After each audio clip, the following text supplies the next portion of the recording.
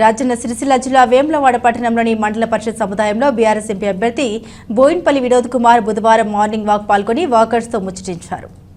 Parliament ఎన్నికల్లో తనకి vote వేయాలని కాంగ్రెస్ బీజేపీ రెండు పార్టీలు అవలంబిస్తున్న తీరుపై వాకర్స్కు వివరించారు. బీజేపీ హిందుత్వం అనే పేరుతో రాజకీయం, కాంగ్రెస్ పార్టీ ఇచ్చిన హామీలు నెరవేర్చలేదు, రెండు పార్టీలకు బుద్ధి చెప్పాలని విజ్ఞప్తి చేశారు. మార్నింగ్ వాక్లో చెల్మేడ లక్ష్మీ నరసింహారావు, సీనియర్ నేత ఏనుగు మనోహర్ రెడ్డి, బీఆర్ఎస్ నాయకులు, కార్యకర్తలు పాల్గొన్నారు.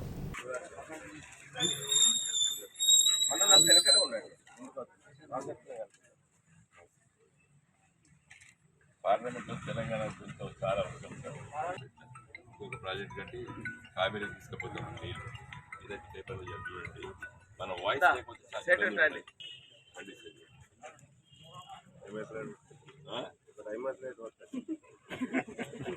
ఎంపీ ల్యాడ్ మన తల్లుడు ముట్టకు ముందు చెల్లె ఈ దేశంలో చెట్లు పాత బస్ స్టాండ్ పెట్టాను. నేను 1 మినిట్ అండి.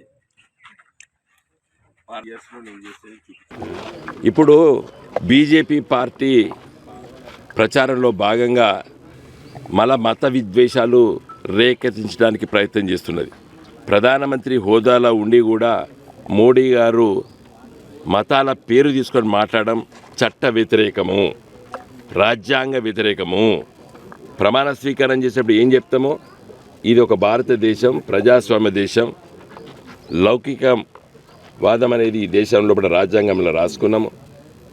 హిందూ మతము, ఇస్లాం మతము, క్రైస్తవ మతం పేరిట మాట్లాడదు ఎన్నికలు ఉన్న సందర్భంలో అది సుప్రీంకోర్టు చాలా సందర్భాల్లో చెప్పింది. అలా మాట్లాడితే అనర్హత వేటకు గురవుతారు. కాబట్టే ఇలా మోడీ గారు మాట్లాడిన విషయం పైన కూడా చాలామంది స్పందిస్తున్నారు. ఇది ఒక గొప్ప దేశం భారతదేశం. భారత ఉపఖండం లోపల వివిధ సంస్కృతులు ఉన్నాయి, వివిధ జాతులు ఉన్నాయి, వివిధ భాషలు ఉన్నాయి.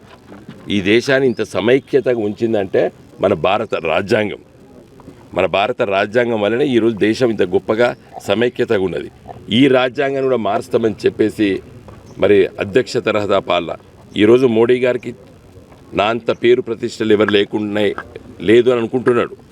కానీ ఇంతకంటే ఇందిరాగాంధీ గారికి ఉండే India is Indira, Indira is India అని 1972, 73, 74లో అప్పుడు బంగ్లాదేశ్ విముక్తి అయినప్పుడు దేశ ప్రజలందరూ అనుకున్నారు వాజ్పేయి గారు ఇందిరాగాంధీని కాళీమాత అని చెప్పి పార్లమెంట్లో మాట్లాడాడు.